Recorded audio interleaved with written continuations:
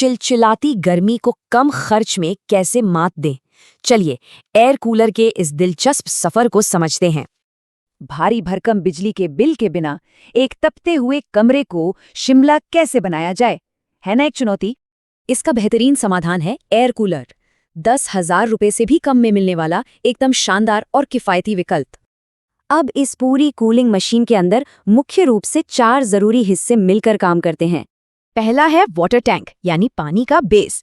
Extra ठंडक चाहिए तो इसमें बस थोड़ी बर्फ डाल दीजिए। फिर आता है कूलिंग पैड। असल जादू यही होता है जहां पानी भाप बनकर तापमान को तेजी से गिलाता है। तीसरा है एक ताकतवर फैन या ब्लोअर। यही तो उस ठंडी और ताज़ा हवा को तेजी से बाहर फेंकता है। और आखिरी है पंप। इसका काम टैंक से पानी खींचकर कूलिंग पैड को लगातार गीला रखना होता है। ये पूरी प्रक्रिया वाष्पीकरण यानी इवेपोरेशन पर टिकी है। पानी भाप बनता है और सारी गर्मी सोख लेता है। चलिए अब 5 आसान स्टेप्स में समझते हैं कि ये गर्म हवा आखिर ठंडी हवा में कैसे बदलती है। तो सबसे पहला स्टेप है मशीन के निचले टैंक में पानी को भरकर स्टोर करना।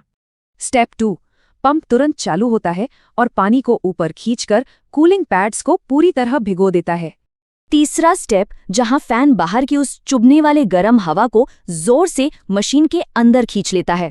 चौथे स्टेप में गर्म हवा गीले पैड से टकराती है, पानी भाप बनता है और तापमान अचानक गिर जाता है। और आखिरी स्टेप, फैन इसी एकदम ताज़ा, ठंडी और नमी वाली हवा को पूरे कमरे में फैला देता है। अब सवाल है कि ये साधारण सा साइंस इतना ज़रूरी क्यों है? चलिए इसके ज़बरदस्त फायदों पर नज़र डालते हैं। सबसे बड़ी बात, पारंपरिक एसी के मुकाबले ये करीब 80% तक बिजली की बचत करता है ना कमाल? इसके अलावा कोई इंस्टॉलेशन का खर्चा नहीं, कोई स्टेबलाइजर नहीं और ये इन्वर्टर पर भी मक्खन की तरह चलता है।